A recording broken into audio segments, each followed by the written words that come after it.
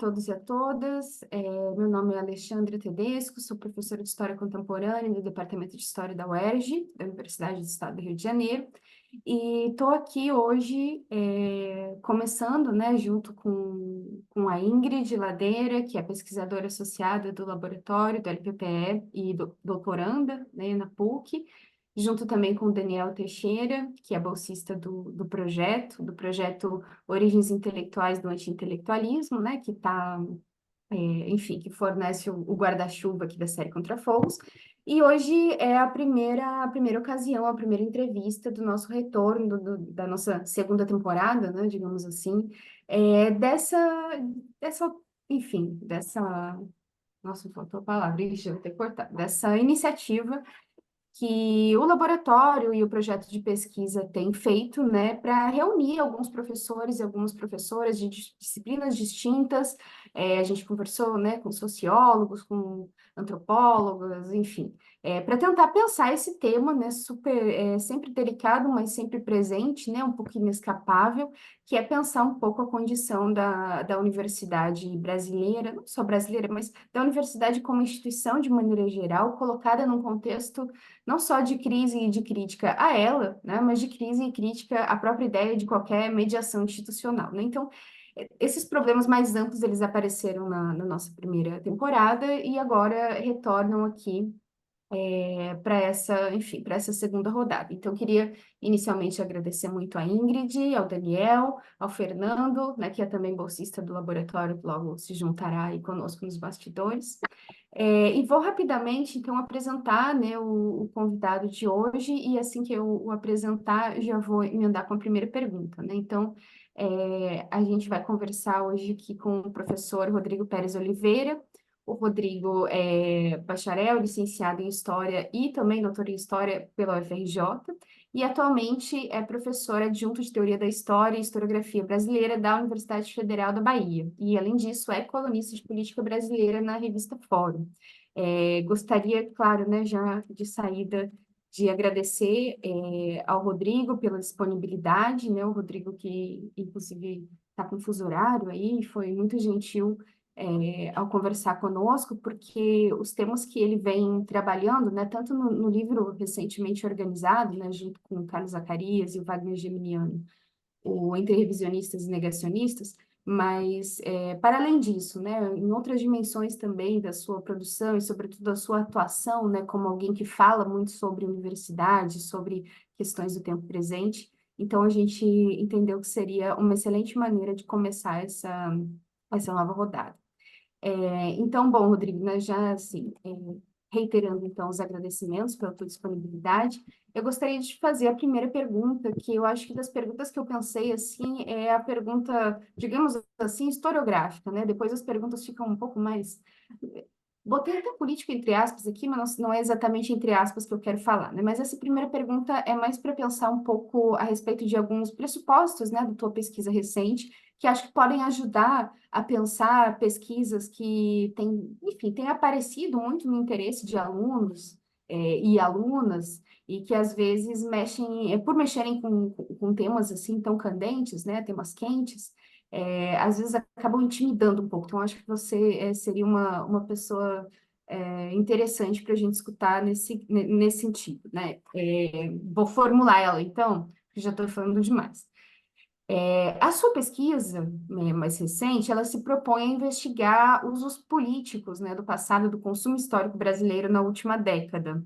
E você comenta, né, como marcador temporal, uso aspas, né, o colapso do sistema político fundado no período da redemocratização e instituído pela Constituição de 88.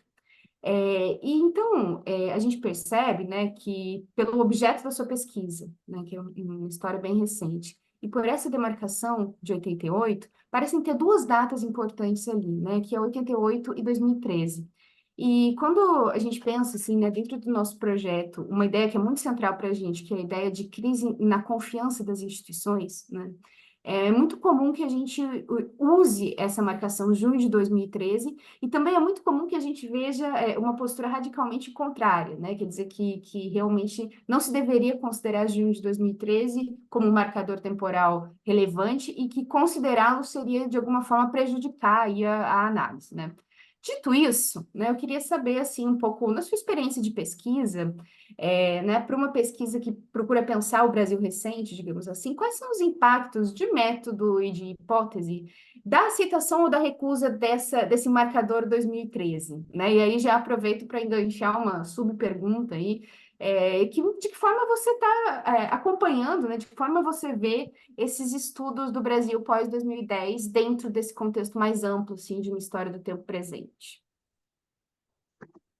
Bom, olá, boa tarde, boa noite, bom dia a todos e todas. Não sei exatamente quando que as pessoas vão assistir essa entrevista. Agradeço muito o convite da Alessandra, da colega, tenho uma e da sua equipe de bolsistas, é claro.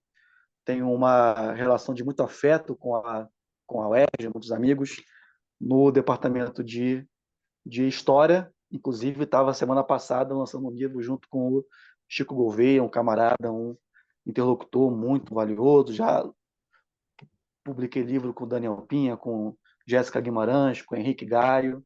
Então, realmente, o departamento de História da UERJ é um departamento parceiro e talvez seja aquele com quem eu mais dialogo nas minhas atividades, livros e enfim, atividades acadêmicas em geral. Bom, Alessandra, vamos lá. Primeiro, o marcador cronológico da minha pesquisa.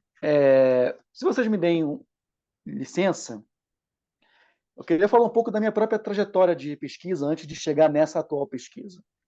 Bom, eu sou mestre e doutor em História pela Universidade Federal do Rio de Janeiro, e desde o mestrado, na verdade, desde a iniciação científica, né, sob a orientação do saudoso professor Manuel Salgado, que uma abordagem, um tema me interessa, que é o tema dos usos políticos do passado, né?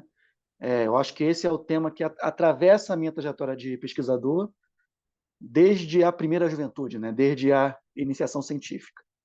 Então, no período do mestrado e do doutorado, eu abordei esse tema cronologicamente para o século XIX brasileiro, mais especificamente na transição da monarquia para a república. Mais recentemente, depois que eu terminei a tese, eu defendi minha tese de doutorado em outubro de 2015. Desde então, eu venho trabalhando com a mesma temática, usos políticos do passado, mas agora interessado na produção, na circulação e no consumo de conhecimento histórico no Brasil em tempos de crise democrática. E nesse momento eu me encontro em Madrid, desenvolvendo minha pesquisa de pós-doutorado na Universidade Complutense de Madrid, sobre os usos do passado no vocabulário político das extremas-direitas contemporâneas. Então, eu venho aqui, por exemplo, trabalhar com partidos como Vox, espanhol, como o partido chamado Se Acabou la Fiesta, também espanhol, de extrema-direita, com o Chega português, com a Frente Nacional francesa, enfim. Esses partidos de extrema-direita que no Brasil e no mundo vêm desenvolvendo memórias e a politização de certas memórias que envolve práticas negacionistas, mas não se esgota nisso, né? Enfim, o meu tema de pesquisa sempre foi esse: usos políticos do passado, e agora estou dedicado à contemporaneidade. Bom, sobre o marcador cronológico da pesquisa naquilo que se refere ao Brasil. Bom, 2013 é um marco incontornável, por tudo que aconteceu, pela magnitude da movimentação social, pelos seus desdobramentos no sistema político, sobre a classe política, né? Exatamente, Alessandra, sobre aquilo que o seu mote me agrada muito, que é a desconfiança em toda e qualquer mediação institucional. Eu não definiria melhor aquilo que, para mim, é o nosso Zeitgeist, né, para falar como os alemães, que é o espírito da nossa época, que é a desconfiança com toda e qualquer mediação institucional envolvendo aí a própria universidade. Então, 2013 é um marco inescapável. E também trata-se de uma experiência, né, de uma experiência cuja memória está ainda sendo disputada. Né? É disputada por uma esquerda antipetista, por uma esquerda crítica ao PT, é disputada por uma esquerda petista, é disputada por uma extrema-direita bolsonarista, né? Que todos vão tratar aquilo que se convencionou chamar de junhos, aquilo que se convencionou chamar, perdão, de jornadas de junho de 2013, vão tratar essas jornadas numa determinada perspectiva. Por exemplo, uma esquerda antipetista, hegemonizada sobretudo pelo PSOL, pelo Partido Socialismo e Liberdade, trata junho de 2013 como um momento de irrupção espontânea do povo, das massas, contra o tipo de democracia, o tipo de governo conciliatório que teria sido posto em prática pelo Partido dos Trabalhadores e, na época, pela presidenta Dilma Rousseff. Já por seu lado, uma esquerda petista possui uma perspectiva mais negativa das jornadas, né, de junho de 2013, que é um termo consagrado pelo Paulo Arantes, que vai dizer que ali teria começado, e essa, por exemplo, é a hipótese do Gessé Souza, ali teria começado um processo de desestabilização do governo da presidenta Dilma Rousseff, que teria tido seu desfecho no próprio impeachment, no próprio golpe parlamentar de agosto de 2016. Por outro lado, nós temos aí uma apropriação de uma nova extrema-direita, hegemonizada pelo bolsonarismo, que vai tratar de 2013, 2015, esse ciclo de movimentação popular, a partir da tópica do gigante acordou. Quer dizer, o povo brasileiro teria acordado, despertado, para lutar contra a corrupção que estaria corroendo o sistema político brasileiro. E aqui, sobre essa disputa de memórias envolvendo a jornada de junho de 2013, recomendo muitíssimo o capítulo que a colega Luísa Halter, professora da UFOP, da Federal de Ouro Preto, escreveu para a coletânea Tempos de Crise, ensaios de história política, que eu organizei junto com o Daniel Pinha, professor da UERJ. Então, o texto da Luísa, um texto genial, como tudo que a Luísa faz, exatamente explorando essas disputas pela memória de junho de 2013. Então, seja como for, seja qual for a perspectiva adotada, seja qual for o campo político que se aproprie dessa memória, 2013, junho de 2013, é um marco incontornável. Né? É um marco incontornável do esgotamento do sistema político instituído pela Constituição de 1988, que nós aprendemos a chamar, convencionamos chamar de Nova República. Por exemplo, de 2013 para cá, nós temos é possível observar na história política brasileira a aprovação de uma ampla legislação, a PEC do teto de gastos, que recentemente foi atenuada pelo arcabouço fiscal, a autonomia do Banco Central, a prática do orçamento secreto, já no próprio governo Bolsonaro, enfim, uma ampla legislação que enfraqueceu a instituição presidência da República. Então, hoje, governar o Brasil é muito difícil, nunca foi tão difícil. Ele não controla a política monetária, ele não controla a política fiscal e ele não controla uma parte muito volumosa do próprio orçamento, que agora se encontra sequestrado pelo Congresso Nacional, sob a liderança de Arthur Lira e do Centrão. Quer dizer, então, governar o Brasil nunca foi tão difícil, porque a instituição presidência da República foi esvaziada nessa quadra histórica iniciada em junho de 2013. Né? Então, aquele conceito de presidencialismo de coalizão que o Sérgio Arantes formulou lá no final da década de 1980, ele não dá conta mais da política brasileira, porque o presidencialismo de coalizão apontava para um poder executivo forte, para um presidente da República forte, para a instituição presidência da República conduzindo o jogo político no trato, sobretudo, com o parlamento, com a Câmara dos Deputados e com o Senado, com a Câmara Baixa e a Câmara Alta do Congresso Nacional. Hoje isso não acontece mais. Né?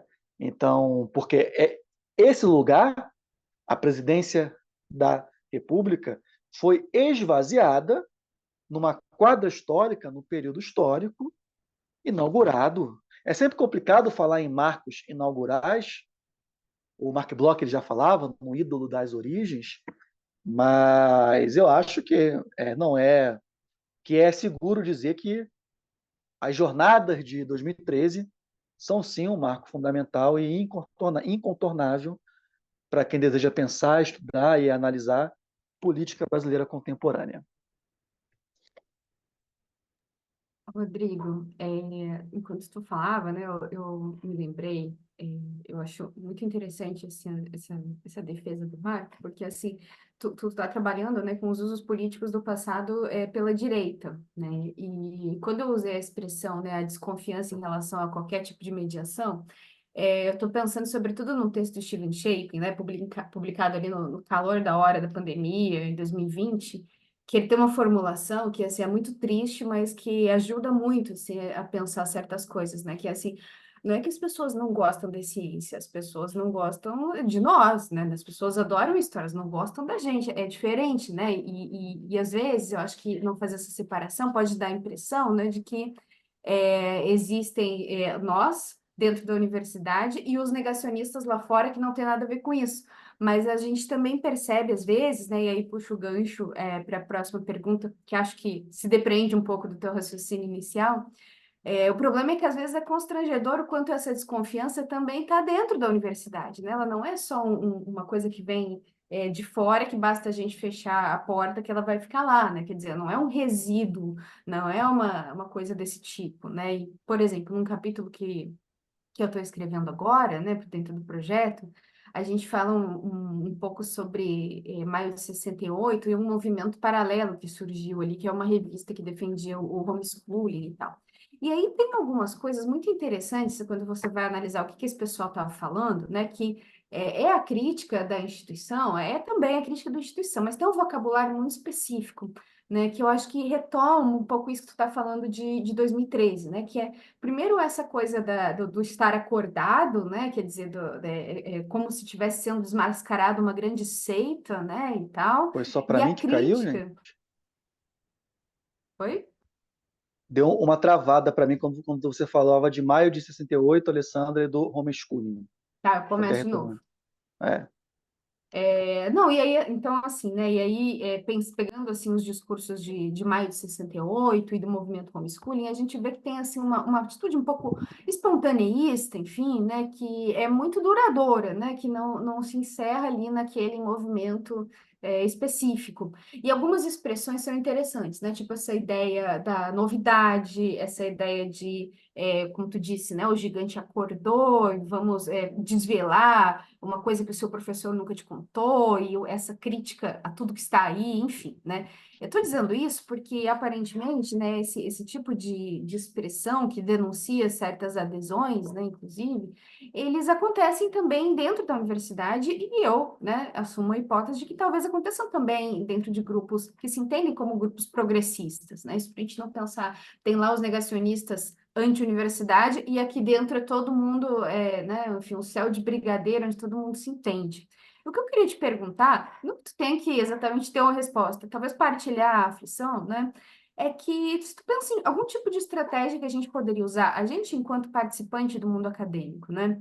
Sem cair, né, em analogias apressadas de que isso é igual aquilo, e etc. Mas que estratégias a gente podia pensar para abordar essas posturas um pouco espontaneístas ou anti-intelectualistas que emergem, inclusive, dentro da universidade, ou seja, que não emergem só na extrema-direita, né? Será que tem alguma conexão entre essa semântica do gigante acordou, com certa hostilidade dirigida também a professores, a professoras, né? Enfim, como é que tu vê, então, né, essa desconfiança mais ampla que tu exemplificou com 2013, saindo de campos só da extrema-direita e indo para lugares que às vezes são um pouco inesperados, né, como o próprio campo da universidade? Bom, ótima questão, enfim, que é exatamente isso que eu venho debatendo nas redes, enfim, em algumas reflexões que eu venho fazendo. Bom, eu não tenho dúvida, Alessandra, de que essa desconfiança com a mediação institucional, ela é um fenômeno supra-ideológico.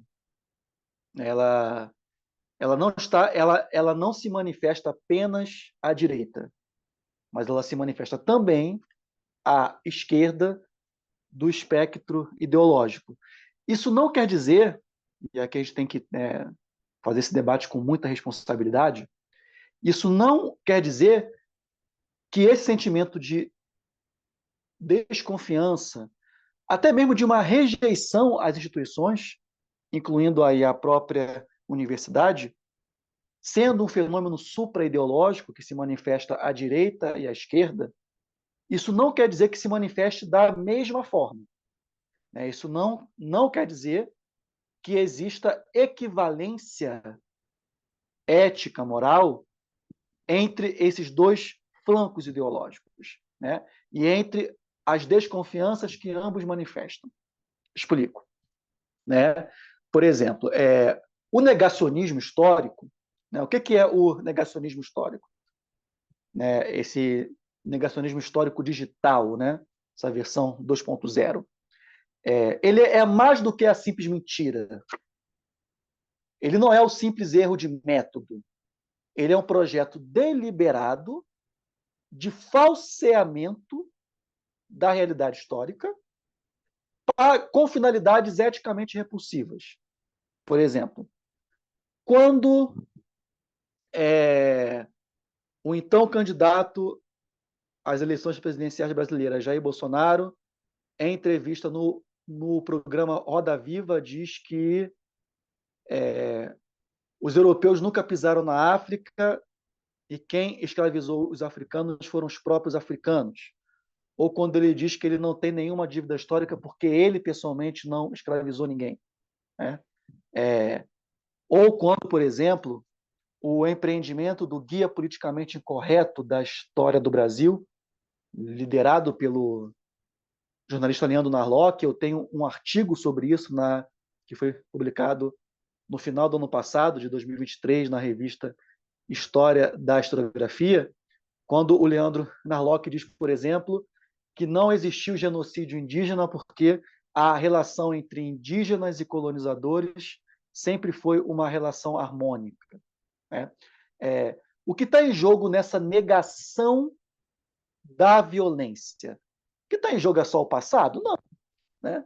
Porque o ato da memória, a narrativa de memória, nunca se refere apenas ao passado.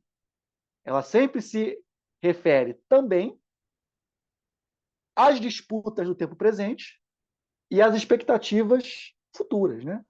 Então, quer dizer, o que essa extrema-direita pretende fazer com o seu negacionismo é negar violências estruturais que atravessam a história brasileira porque querem negar a necessidade de políticas públicas de reparação histórica, querem negar a necessidade de demarcação de terra indígena, de reserva indígena, querem negar a necessidade de políticas afirmativas da escola. O que está em jogo é isso. É isso. É um certo negacionismo, o que demanda o ataque à autoridade dos historiadores profissionais. E, mais uma vez, eu relembro aqui o próprio Jair Bolsonaro, no mesmo ano de 2018, na bancada do Jornal Nacional, diante do William Bonner, quando o William Bonner disse que os historiadores dizem que 1964 foi golpe e o regime que se sucedeu foi uma ditadura. E Bolsonaro responde, né? Esqueçam os historiadores. Que é claro, quer dizer, essa modalidade de negacionismo histórico, com o objetivo de negar a importância de políticas públicas de reparação, esse negacionismo histórico ele é movido por finalidades eticamente repulsivas. Né? Então, isso é um lado dessa desconfiança e desse ataque. Do outro lado, e aqui eu não quero criar nenhuma simetria moral, nenhuma equivalência moral, apesar, sim, de acreditar que a semântica da desconfiança é compartilhada. Do outro lado, entre o campo progressista, nós também temos uma rejeição muito grande ao modelo de universidade inventado pela modernidade, a chamada universidade Humboldtiana, que é acusada de ser eurocêntrica, de ser fálica, de ser branca, né, de praticar epistemicídios. Claro que muitas vezes essas críticas e essas demandas assumem tons mais exagerados, e eu venho falando muito sobre isso, inclusive pagando um preço político e institucional por essas críticas, já que os movimentos sociais que verbalizam essas críticas são muito poderosos nas universidades, sobretudo nos cursos das humanidades. Então, claro que quando eu me coloco em público criticando as narrativas desses movimentos, é claro que isso demanda um preço político e acadêmico a ser pago. Mas, enfim, mesmo assim, mesmo com essa crítica, é necessário ser honesto para dizer que não se trata da mesma crítica. Por mais que essa pulsão anticolonial, esse giro decolonial, muitas vezes incorra na caricatura, muitas vezes incorra em violências políticas, em exageros, mas ele não é movido em tese, em teoria pelo menos, por sentimentos políticos eticamente repulsivos, porque ele não é movido pelo interesse de restringir direitos, mas sim pelo interesse de ampliar direitos. Ainda que, insisto, não raro aconteçam exageros, equívocos, caricaturas e até mesmo violência política contra adversários de pensamento.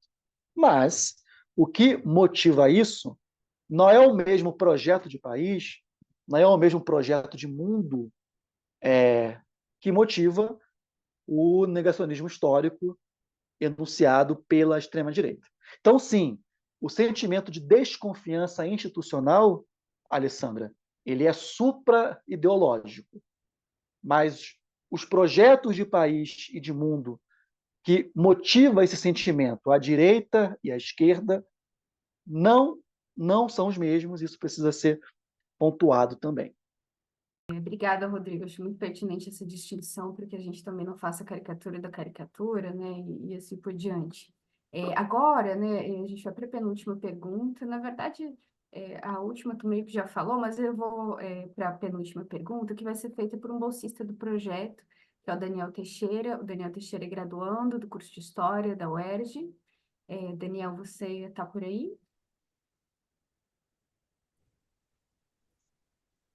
Oi, tô sim.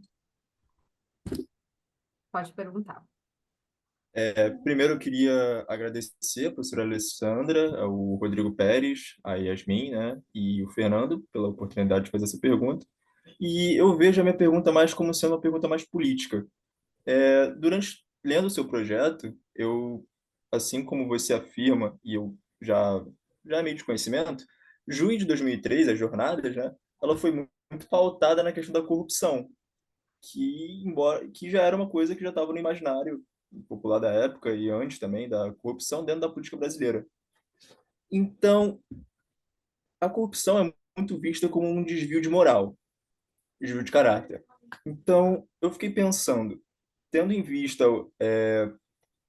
a PL, por exemplo, 1904 e recentemente, eu tenho pensado muito que será que essas jornadas elas não elas não impulsionaram mais o voto em profissões tidas como moralmente certas, como, por exemplo, o exército, representantes religiosos, e outra também é que você fala de um judicialismo da política brasileira. Será que, tendo em vista esse crescimento de representantes religiosos, membros do exército na política, será que a gente não pode pensar também numa espécie de que junho de 2013 impulsionou uma espécie de evangelização da política brasileira hoje? Bom, Daniel, muito obrigado pela pergunta. Vamos lá. Como eu comentei há pouco, junho de 2013, a jornada de junho, são um evento complexo, plural, com várias camadas de temporalidade, uma cronologia difusa que não é exatamente linear, e vários projetos também. Então, por exemplo, junho de 2013, e aqui eu recomendo outro texto, que é o artigo do professor Daniel Pinha, aí do Departamento de História da UERJ, publicado na revista Maracanã. Se eu não me engano, é um texto de 2018. Enfim, se vocês colocarem Daniel Pinha no Google, revista Maracanã, vocês vão encontrar esse texto, onde ele demonstra exatamente essas temporalidades.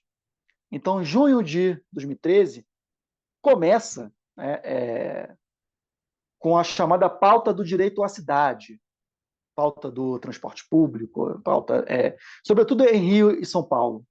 Né? Então, não existe também um único junho de 2013 para o Brasil inteiro. Né? Pode ver como que esse evento é complexo. Mas, de fato, né, com o desenvolvimento desse processo, a tese do combate à corrupção venceu. Né? E corrupção, como todo conceito político, é um conceito polissêmico. Né? É isso que caracteriza os conceitos políticos: democracia, liberdade, igualdade, corrupção, progresso, ordem, crise, né? Que são sempre conceitos polissêmicos cujos significados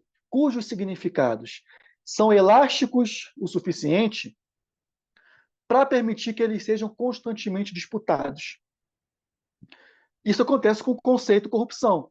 E aqui eu peço licença para vocês para indicar um texto meu, um artigo que eu publiquei em 2018 na revista Anos 90, editada pelo Programa de Pós-Graduação em História da Universidade Federal do Rio Grande do Sul, onde eu examino exatamente as disputas pelo conceito de corrupção na semântica política da crise brasileira, inaugurada em junho de 2013.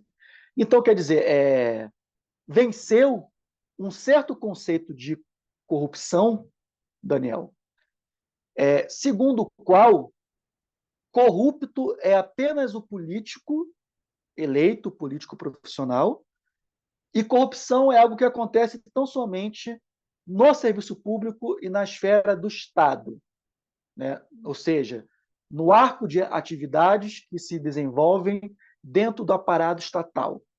Não existiria corrupção, portanto, na iniciativa privada, o que nós sabemos que é uma falácia. Vide aí o caso das Americanas, uma CEO presa essa semana pela Polícia Federal, né? Mas o conceito no embate político ele foi circunscrito desse modo. Porque, claro, porque ele já tem uma penetração muito grande no imaginário brasileiro. Isso há muito tempo. O Brasil é o país da corrupção, os políticos são corruptos. Então, essa tese, de fato, se sagrou vitoriosa depois de um complexo processo, né, iniciado em junho de 2013.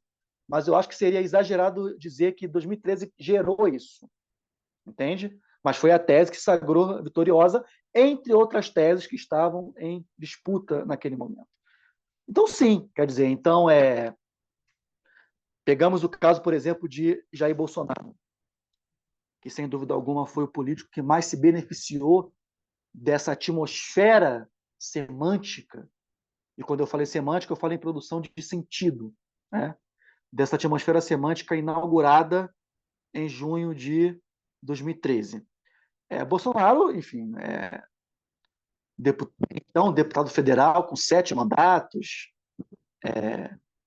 um político do baixo clero, né? E tão baixo clero, Daniel, mas tão baixo clero, que ele não participava de fato dos grandes esquemas de corrupção que existiram, óbvio que eles existiram. O Mensalão existiu, o Petrolão existiu, claro que existiu, né?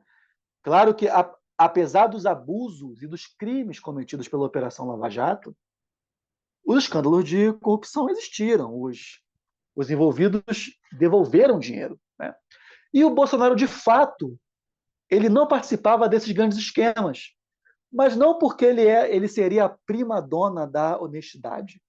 É que ele era tão irrelevante, tão baixo clero, que nem nessa mesa ele se sentava.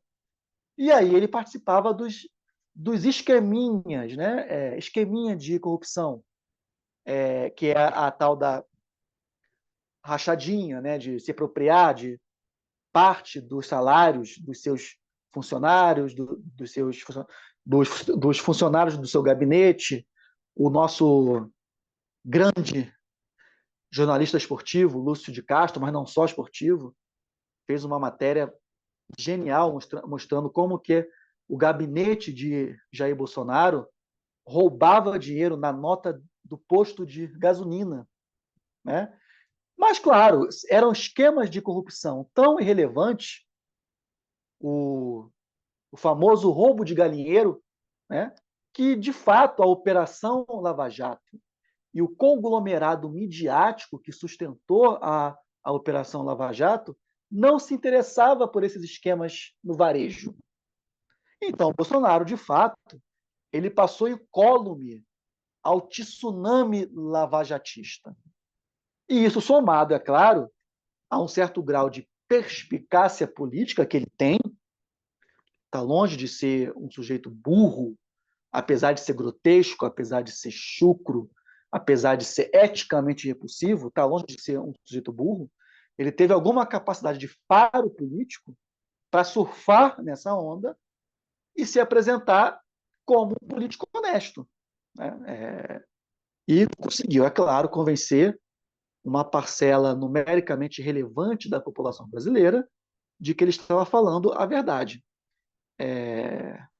Então, sim, quer dizer que essa semântica anticorrupção que circunscreveu o conceito corrupção ao seu significado liberal deontológico, que criminaliza o Estado, que ataca a reputação do próprio serviço público, como se a corrupção fosse uma prerrogativa do serviço público. É claro que isso abriu uma brecha de oportunidades políticas que esses quadros, né, vindos como o Bolsonaro, por exemplo, não diretamente comprometido nos grandes esquemas de corrupção denunciados pela Operação Lava Jato, ele encontrou ali uma oportunidade para se apresentar para se vender como um político honesto. Uma outra questão, Daniel, deixa eu beber uma aguinha, é em relação ao drama da segurança pública, que é um outro debate, né? Claro que as coisas se combinam no capital político dessa extrema-direita, mas a segurança pública talvez seja o grande drama nacional brasileiro. E é um tema que é um tema muito suscetível às simplificações, né? Sobretudo nesses nossos tempos de comunicação digital. Afinal, a internet é o território por excelência da simplificação, né? Quer dizer, se eu tenho que me comunicar com 120 caracteres, sei lá quantos são no Twitter, X, enfim, quer dizer, eu tenho que ser capaz de comunicar com pouco texto.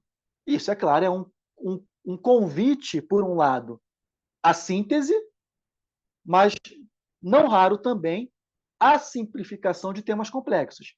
Isso acontece, por exemplo, no debate sobre segurança pública, né? Então, quando essa extrema-direita verbaliza a tópica, também antiga, também presente há muito tempo no imaginário político nacional, a tópica do bandido bom é bandido morto, isso é a simplificação de um problema que é muito complexo. Quer dizer, ou seja, a solução para o drama da segurança pública seria o extermínio dessas pessoas que se envolvem no crime, no crime, sobretudo no tráfico de drogas. E nós sabemos, é claro, que não é assim, né, que o problema é muito mais complexo e as soluções são muito mais complexas também. Mas em um debate público digital suscetível à simplificação, a extrema-direita leva vantagem nessa disputa pelo imaginário, né? Então, claro que isso ajudou também nessa avalanche aí de políticos eleitos falando em nome da segurança pública. Delegado isso, delegado aquilo, policiais militares, youtubers, policiais militares e por aí vai. Os evangélicos é uma outra discussão. Sim, as coisas se combinam, mas eu acho que para a questão de análise é importante a gente segmentar um pouco, né? Os evangélicos é um outro debate. Eu tenho poucas dúvidas que o que eu vou falar aqui também é uma fala difícil, dura, polêmica, mas eu tenho poucas dúvidas que o movimento social que melhor fez trabalho de base junto aos pobres no Brasil nos últimos 40 anos foi o movimento das igrejas evangélicas cristãs neopentecostais. Estou dizendo que se trata de um movimento social? Sim, é exatamente isso. Movimento social organizado, hierarquizado, disciplinarizado, com método e capilarizado. Muito mais eficiente do que o movimento negro, do que o movimento de mulheres, o movimento LGBTQIA+. Muito mais.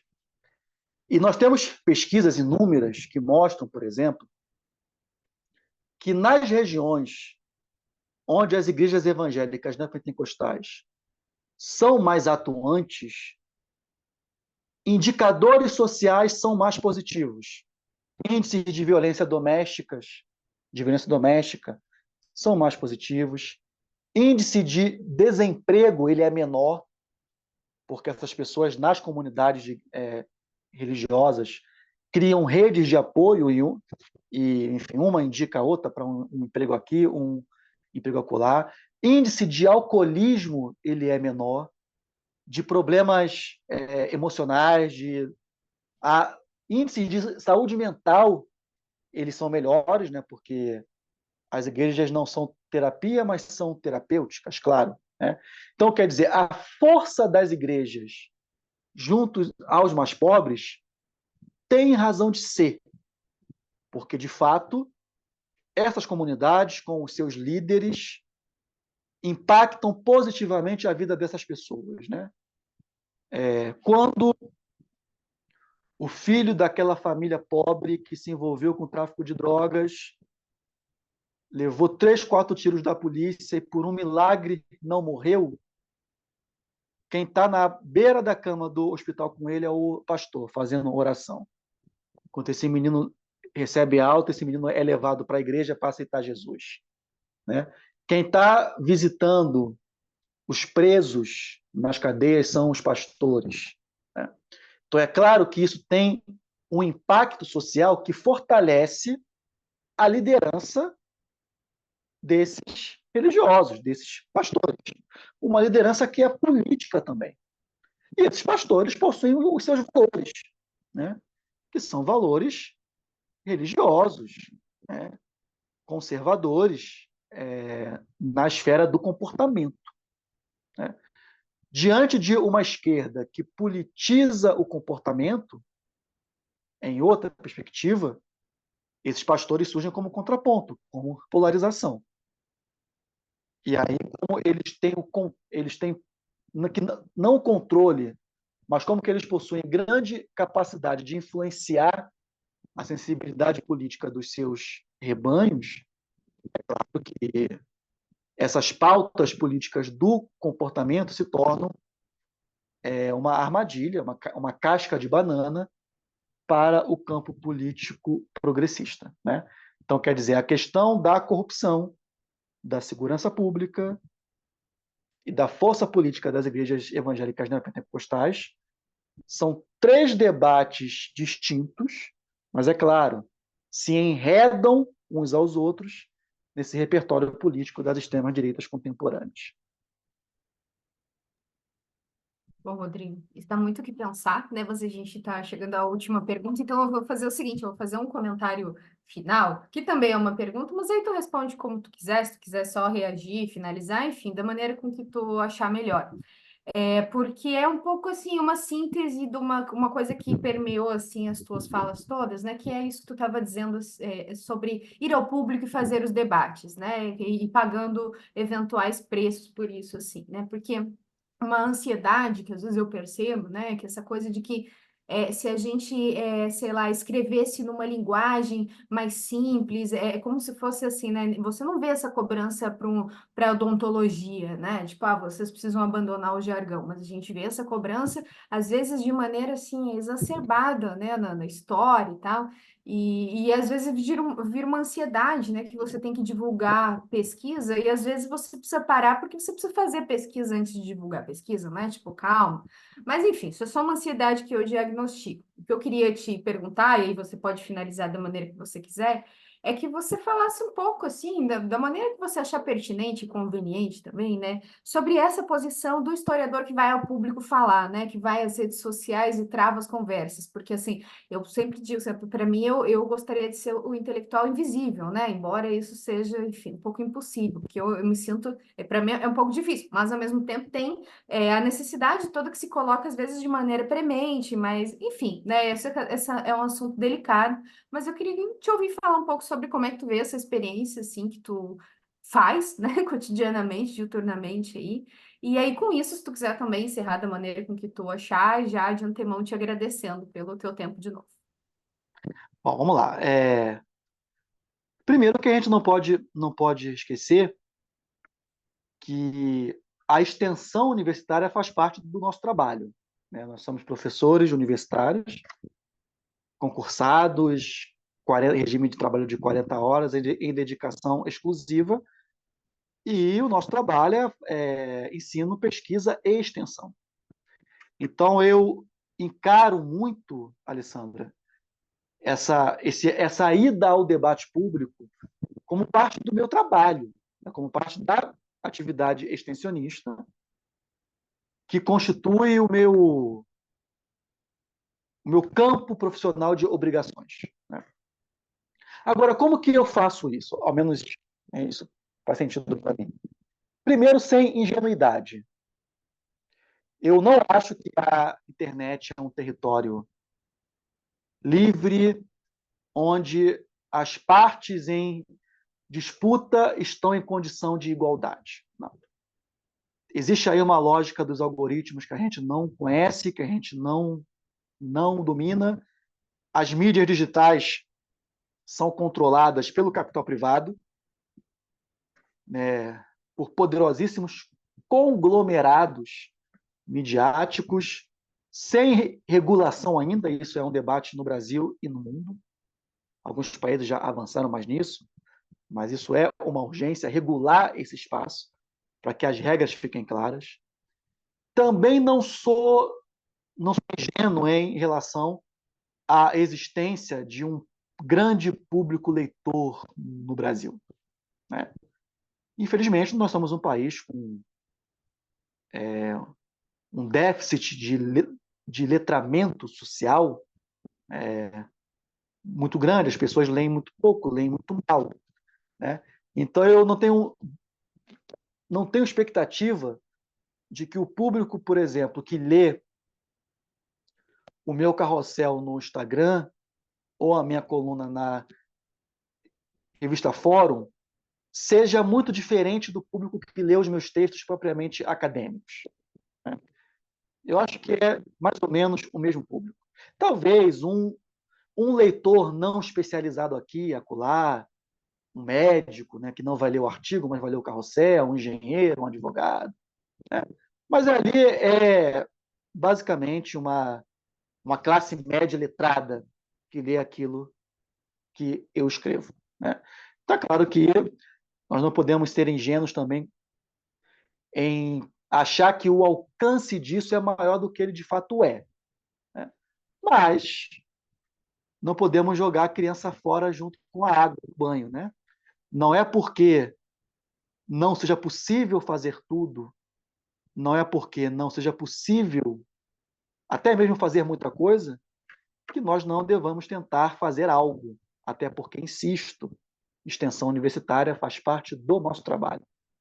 Então, toda a minha atuação pública ela é nesse sentido, ela é encarada como atividade extensionista. Eu encaro como parte do meu trabalho, não apenas como divulgação daquilo que eu pesquiso, né?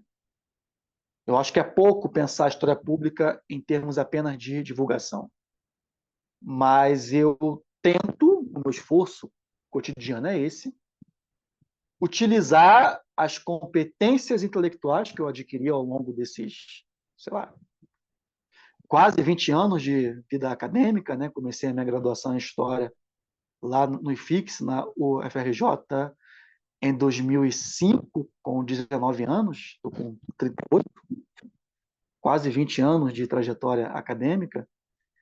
Então, claro que ao longo desse tempo, espero ter adquirido algumas competências acadêmicas, algumas competências intelectuais, que eu acredito que podem colaborar para o debate público, né? Então, por exemplo, quando eu discuto a polissemia do conceito corrupção, quando eu tento traduzir isso num carrossel para o Instagram, por exemplo, na expectativa de, quem sabe, alguém, né, um leitor médio, leia aquilo e pense e comente com mais alguém, e assim tentar colaborar para que o nosso povo, a nossa sociedade, fique um pouquinho mais sabido, um pouquinho mais crítico, um pouquinho mais inteligente.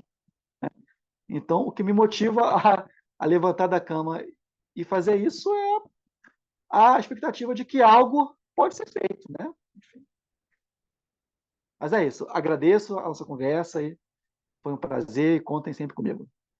Rodrigo, muito obrigada. Obrigada também por essa fala final. Acho que fica como um convite interessante, né, para a gente pensar nossas práticas enfim, né, tudo que conversa com os nossos deveres, mas também com os nossos desejos, com as nossas expectativas. Então, assim, gostaria de mais uma vez te agradecer, agradecer também à Ingrid mais uma vez, ao Daniel, ao Fernando que estão aqui, agradecer a quem nos escutou, quem acompanhou a conversa, convidar também, né, a consultarem as entrevistas passadas, em que esse tema é abordado de maneiras diferentes, né, com vários pontos de vista. E é isso, muito obrigada mais uma vez, e assim a gente encerra. Até mais, pessoal. Tchau, tchau.